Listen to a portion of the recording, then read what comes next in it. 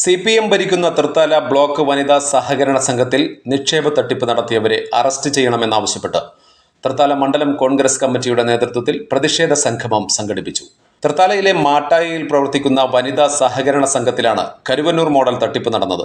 സ്ഥിര നിക്ഷേപമായി സാധാരണക്കാരായ സ്ത്രീകൾ നിക്ഷേപിച്ച ലക്ഷക്കണക്കിന് രൂപയാണ് സംഘത്തിന് നേതൃത്വം നൽകുന്ന CPM ഭരണസമിതി തട്ടിയെടുത്തത്. ഇടപാടുകാർ സംഘത്തിൽ പണയം വെച്ച സ്വർണം അധിക വിലയ്ക്ക് മറ്റു ബാങ്കുകളിൽ പണയം വെച്ച് ആ പണവും നടത്തിപ്പുകാർ തട്ടിയെടുത്തു. പണയം വെച്ചവർ സ്വർണം തിരിച്ചെടുക്കാൻ എത്തിയപ്പോഴാണ് സംഭവം പുറത്തറിയുന്നത്.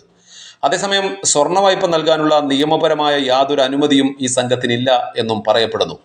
നിക്ഷേപ തട്ടിപ്പ് നടത്തിയ പ്രതികളെ അറസ്റ്റ് ചെയ്യണമെന്നാവശ്യപ്പെട്ട് നടന്ന പ്രതിഷേധ സംഗമം KPCC നിർവാഹക സമിതി അംഗം CV ബാലചന്ദ്രൻ മാസ്റ്റർ ഉദ്ഘാടനം ചെയ്തു. ആ സംഘം പാവപ്പെട്ട തൊഴിലാളികളും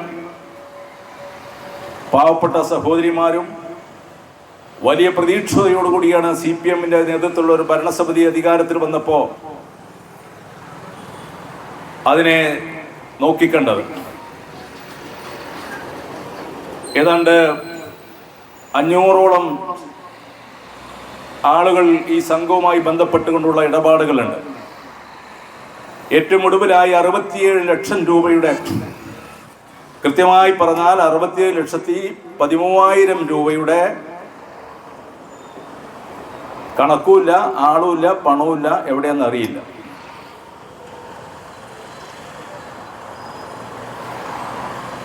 ഇത് കൈകാര്യം ചെയ്യുന്ന ഭരണസമിതി എന്ന് പറയുന്നത് CPMന്റെ ഉന്നതമായ മഹിളാ നേതാവാണ്. മുൻ ബ്ലോക്ക് പഞ്ചായത്ത് അംഗം ഒക്കെയായ നേതാവ് ഭരണസമിതി കൈയാളുന്ന കാലഘട്ടത്തിൽ മാർക്സിസ്റ്റ് പാർട്ടിയുടെ പുരുഷ നേതാക്കന്മാരുടെ ഒത്താശയോടുകൂടി കൈകാര്യം ചെയ്യുന്ന ഒരു കാലഘട്ടത്തിൽ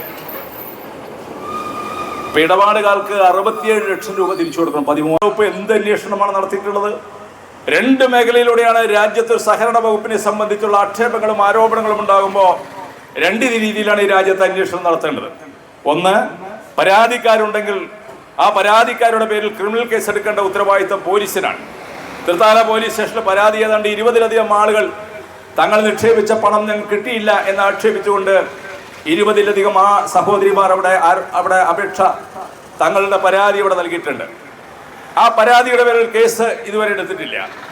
അതോടൊപ്പം തന്നെ ഇങ്ങനെ നഷ്ടത്തിലോടുന്നൊരു സംഘം നൂറുകണക്കിന് ആളുകൾക്ക് നിക്ഷേപിച്ച പണം തിരിച്ചു കിട്ടാത്ത സാഹചര്യം ഉണ്ടായപ്പോൾ നിരവധി ആളുകൾക്ക് തങ്ങൾ പണയം വെച്ച സ്വർണം തിരിച്ചു കിട്ടാൻ കഴിയാത്ത സാഹചര്യം ഉണ്ടായപ്പോൾ അത് അന്വേഷിക്കേണ്ട ഡിപ്പാർട്ട്മെന്റ് അന്വേഷണം നടത്തേണ്ട ARഉം JRഉം അസിസ്റ്റന്റ് രജിസ്ട്രാറും ജോയിന്റ് രജിസ്ട്രാറും ഈ കാര്യത്തെ സംബന്ധിച്ച് മൗനം ദീക്ഷിക്കുകയാണ്. എന്താ കാര്യം? മാർക്സിസ്റ്റ് പാർട്ടിയാണ്. മാർക്സിസ്റ്റ് പാർട്ടി ഭരിച്ചാൽ പിന്നെ അന്വേഷിക്കാൻ പാടില്ല. പ്രതിപക്ഷത്തുള്ള കോൺഗ്രസിന് ആണെങ്കിൽ എന്താവും സ്ഥിതി? ഇത്തരം ഒരു ആരോപണം ഉണ്ടായാൽ ക്രിമിനൽ നിയമം അനുസരിച്ച് പോലീസ് എന്തുകൊണ്ട് അതിന് കേസെടുക്കുന്നില്ല? എന്തുകൊണ്ട് നിയമപരമായ നടപടി സ്വീകരിച്ചുകൊണ്ട് അവരെ അറസ്റ്റ് ചെയ്യാൻ തയ്യാറാകുന്നില്ല? എന്തുകൊണ്ട് അവരെ പ്രതി ചേർക്കാൻ തയ്യാറാകുന്നില്ല?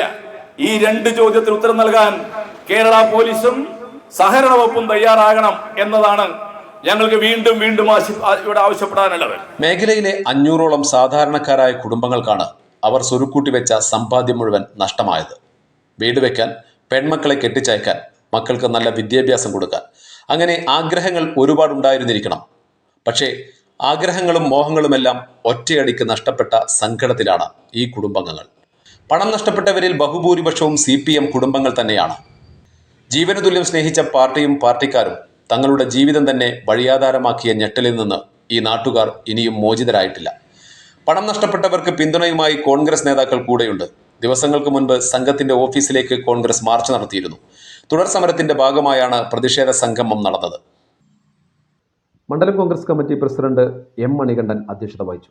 DCC general secretary PV Muhammad Ali, block Congress committee president K Vinod, പ്രവാസി കോൺഗ്രസ് സംസ്ഥാന ജനറൽ സെക്രട്ടറിമാരായ K Shamsuddin, Manu Vattulli, TM Nahas, P Rasheeda, KM Fazalul ഹക്ക്, PM Mohandas, H Narayanan, KV Anees, Saleem Mattaya, M Saleem തുടങ്ങിയവർ പ്രസംഗിച്ചു.